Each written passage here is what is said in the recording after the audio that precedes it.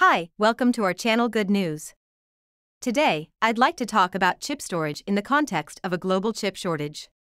Major chip companies have increased their investments, and the Chinese Communist Party has put a lot of money into the sector in an effort to keep control of the global chip market. This is comparable to the Great Leap Forward action in the Mao era, when many Chinese people donated their pots and pans to produce iron and steel, while businesses and local officials are now focusing on chip storage. The chip-producing mania is currently sweeping the nation. However, it appears that this campaign has also resulted in a sizable number of subpar projects in addition to an investment bubble. Recently, Intel in the United States unveiled its IDM 2.0 plan to broaden its scope for fab operations. One of the top 3 semiconductor producers in the world, Taiwan's TSMC, has announced a $100 billion investment that would be utilized to increase worldwide manufacturing capacity over the next 3 years. According to industry estimates, TSMC will be far ahead of Samsung in Korea and Intel in the US over the next decade, allowing it to maintain its leading position. Some people may wonder why China, the second largest economy in the world, is unable to produce chips. In March, TSMC's proprietary 3-nanometer technology began a risky trial production that has since supplied tiny amounts and gone better than anticipated. What explains tiny Taiwan is currently more prosperous than China, but the Chinese government has invested trillions of dollars in the chip industry, and as of July last year, more than 45,000 chip-related companies had been registered in China. This puts China far ahead of other nations and makes it clear that it is the most prosperous country in the world. China also surpassed Taiwan in terms of economic prosperity. However, 6 semiconductor projects worth a combined tens of billions of dollars each have reportedly been abandoned or halted during the past year, including those in the provinces of Jiangsu, Hubei, and Shenxi. Although it is possible to focus all the power on one object, the Chinese Communist Party argues that a socialist country has the benefit of a system that enables it to use the power of the entire country to have people and money. Why, then, can't you manufacture such a little chip? In the semiconductor business, there is very precise labor division that can be roughly broken down into 4 major sections: design, fabrication, assembly, and testing. The entire chip manufacturing process involves more than 50 disciplines and thousands of processes to successfully fit billions of transistors on a chip. At the moment, no nation in the world is capable of manufacturing a chip on its own. In this case, the Netherlands is having difficulty producing the chips needed for the core equipment. ASML is the sole manufacturer of high-end extreme ultraviolet lithography machines in the world, but it is unable to build all of them on its own. Of its 17 main suppliers, more than half are located in the United States, Germany, Sweden, and other countries. The lithography was developed by this Dutch business over a 20-year period, but they now rely on a network of up to 5,000 vendors. Many of these suppliers are monopolists in their respective industries. For instance, the laser technology used in the ASML lithography machine is owned by Cyber Technologies in San Diego, while a French company makes the key valves. Other components, like the cleaning fluid optical, are made in Japan. In the field of software development, the United States continues to hold a dominant position among the 3 largest chip designers in the world at the moment. Although the United States still has a dominant chip manufacturing industry, it is important to keep in mind that no single country can make chips independently, and the United States is no different as the chip industry unites the world's most advanced technology. The lack of any one of the key technologies will make it difficult to produce chips. The United States is responsible for 2 of these companies, the Synopsys and Cadence Design Systems, with Metro Graphics, owned by Siemens and based in Germany, accounting for the third. Can China purchase this machinery and materials? It is preferable to buy than to manufacture and to rent first. The response is that by 1996, there was an agreement with the 42 participating nations from Europe, America, and Asia that said that Western countries had never had an embargo policy against communist countries, including the arms and high technological items. In December 2019, a new version of the WAS-ANA agreement was revealed, which says that all member nations must regulate the sale of their technology. China has been added to the list of controlling countries.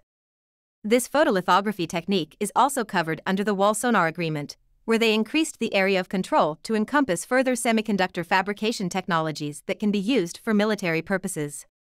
Since the major equipment suppliers for the world's semiconductor industry are located in nations that have ratified the WAS-ANA agreement, This agreement is seen as a collective effort by all member nations to impose stringent multilateral export controls on equipment required to produce advanced chips. The material on SMIC's official website reveals that the 32-nanometer lithography they purchased in 2015 was still manufactured by the ASML in 2010. As a result of the agreement, China is prohibited from accessing the most cutting-edge machinery and core technology.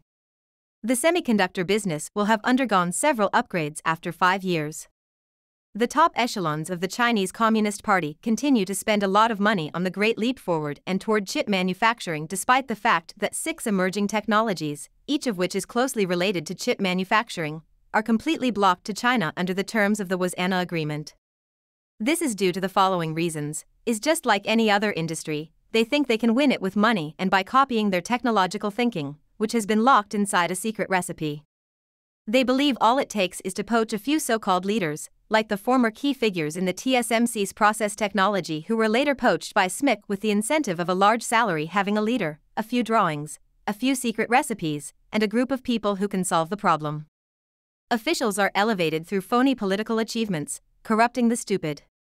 Because local officials lack sufficient knowledge of the knowledge, technology, and development rules of the industry and adhere to traditional industry thinking of investment and fundraising, they blindly launch special projects. This is because some companies with a lack of experience, technology, and technical talent have been able to join the semiconductor industry. Even in the construction business, which includes apparel, cement, seafood, and car parts, according to China Economic Weekly's Industry Insider, this is because if your line of work involves chips, you may obtain municipal tax breaks or finance, which encourages numerous businesses to want to get involved in chip-related ventures.